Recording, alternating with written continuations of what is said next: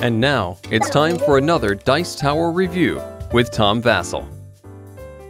Cranio Creations has made many unusual and strange games. This one's not quite as unusual. This is Sheepland.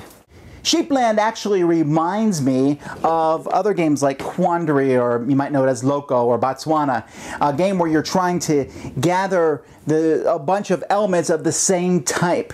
That's easier to explain visually than it is by me talking to you, so let's take a look.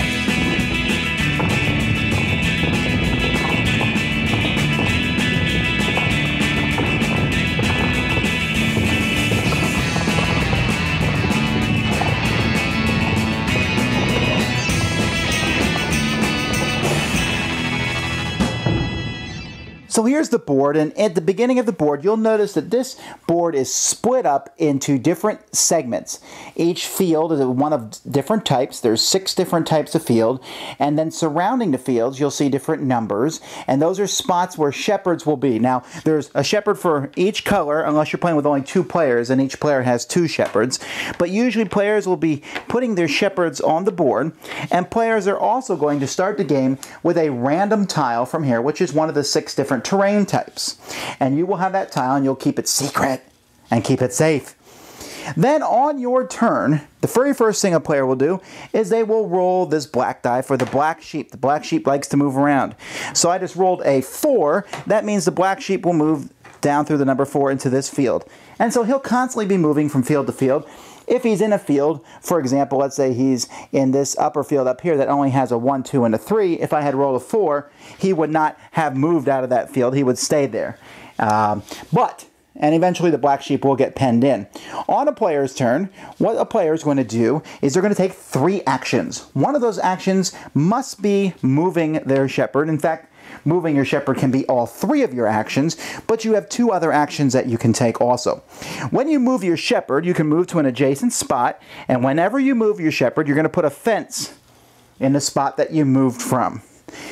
You can move anywhere on the board, but if you move somewhere else on the board besides an adjacent spot, then you have to pay a coin. You'll start with a certain amount of coins, and your goal at the end of the game is to have the most coins. So if I'm here, I can come all the way down to the bottom of the board, and that's fine. I just have to pay a coin to the bank. Another thing you can do is when you are on a spot on the board, you can move a sheep from one side, one of the fields you're connected to the other one. So I can move a sheep here. Or if I was at this spot, I can move one of the sheep here. And so you'll see now that this field has 2 white sheep. And so you can move sheep around from one of your fields that you're adjacent to the other. You can also buy a tile that's in one of the fields that's adjacent to the other one. Over here, you'll see there's 6 stacks of tiles. Now, if you take a close look at these stacks, you'll see that to buy the first one of each stack is 0, then a coin, then 2 coins, then 3, then 4 coins.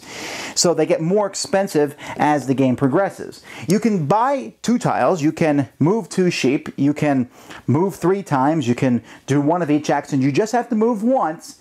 And also, if you, like, say, buy 2 tiles or move 2 sheep, you have to move first if you take the other action twice. It sounds complicated, but it really isn't. Now, as people are moving around, they're going to be putting more and more fences, and fences stop sheep from moving. They'll eventually stop the black sheep from moving around the board. But eventually, this pile of fences is going to run out. When that happens, then we will switch and use these nighttime fences just to finish out the round until we get back to the start player, who has this token, just in case you forget who that is. When everyone is done, we'll look at the board. And let's say sheep have been moved around like this. Then we're going to find the value of each tile.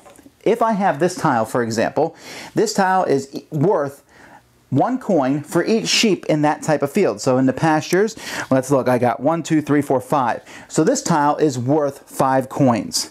While the fields here have only 2 sheep, so that would be only worth 2. It's possible for one to be worth 0. The black sheep is worth 2 here at this point in time, so having him there is a bonus. And near the end of the game, you have to think, if I'm going to buy this wooded tile for 4, 2, 3, 4, 5. Well, that was worth it because that's worth 5 points. But if these sheep had been moved out, it'd only be worth 3, and I would have lost 1. You add all your tiles together, including the tile you got at the beginning of the game, plus any money that you might have saved over, and whoever has the most is the winner. I was very surprised with Sheepland. I was very entertained by it.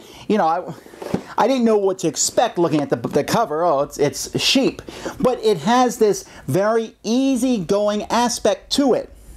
One of the things I like about Sheepland is just the fact that it's just so easy to play. You do a couple actions and then you buy a tile likely. You're likely going to buy a lot of tiles because as the game progresses, the tiles get worth less and less. The amount you pay for them is not worth the amount that they will be at the end of the game. So there's a little bit of tactical movement as you move sheep, as you move your shepherds around, as you put up the fences, as you buy the tiles, but it's really not that cerebral of a game. You're not sitting there, The only time I've seen the game slow down is near the end when someone says, oh, should I buy this tile or not? Is it going to be worth the points? And they will stop and think for a while. But even then, the game isn't that long. There's not a lot much more I can say about this game. It's just simple, it's fast, it's easy and fun to play. It's one that we go back and forth on, and the black sheep, at first everyone's fighting over the black sheep, and after a while you figure out he's not as important as you might think. And his random die rolling is cute, but eventually he's going to get fenced in and stop moving as the game progresses. What I like about this game is that it's fast and fun. The only thing you might argue is that the box is bigger than it needed to be. They probably could have put it in a box the size of this or something, and the game played just as well. But that being said, nice production values, nice artwork, and an easy, fun game for people to play. Thanks so much for watching the Dice Tower videos. Find more great videos and reviews, as well as our top-rated audio podcast at Dicetower.com. You can also find the latest board game news at Dicetowernews.com. I'm Eric Summerer, and you've been watching The Dice Tower. The Dice Tower is sponsored by Fun Again Games, the world's best game source. Fun Again Games has over 5,000 games available. Check them out at funagain.com.